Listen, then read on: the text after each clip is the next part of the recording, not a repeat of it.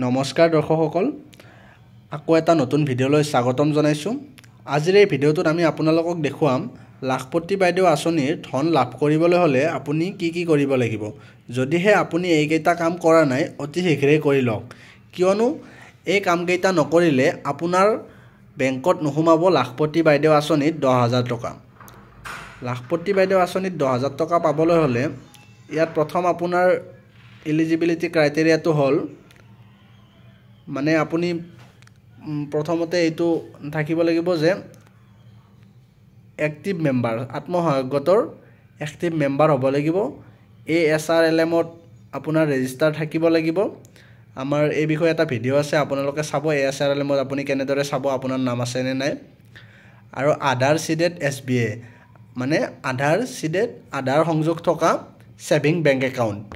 আপোনাৰ বেংক একাউণ্টৰ লগত আধাৰ কাৰ্ড লিংক থাকিব লাগিব। যদিহে আধাৰ কাৰ্ডৰ লগত বেংক একাউণ্ট লিংক নাই তেন্তে অতি শীঘ্ৰে কৰাই লওক, নহ'লে আপোনাৰ একাউণ্টত ধন নোসোমাব। তাৰপিছত আছে নট বি এ ডিফল্টাৰ। আপুনি যদি আগত বেংকৰ পৰা লোন লৈছিল সেই লোন উভতাই দিব লাগিব। যদি দিয়া নাই তেন্তে আপুনি ইয়াৰ পৰা বঞ্চিত হ'ব। এটা ব্যৱসায়িক প্লেন থাকিব লাগিব, ধৰক গৰু পুহিব, ছাগলী পুহিব, যিকোনো। তাৰপিছত আছে আপুনি এটা যিকোনো ইনকাম জেনেৰেট কৰিব পৰা মানে উপাৰ্জনৰ উৎস এটা থাকিব লাগিব আপোনাৰ ল'ৰা ছোৱালীৰ ক্ষেত্ৰত দিছে। যদি আপুনি জেনেৰেল বা OBC কেটেগৰীৰ হয় তেন্তে আপোনাৰ 4টা সন্তান হ'লে আপুনি লাভ নকৰিব, 3টালৈকে কথা নাই।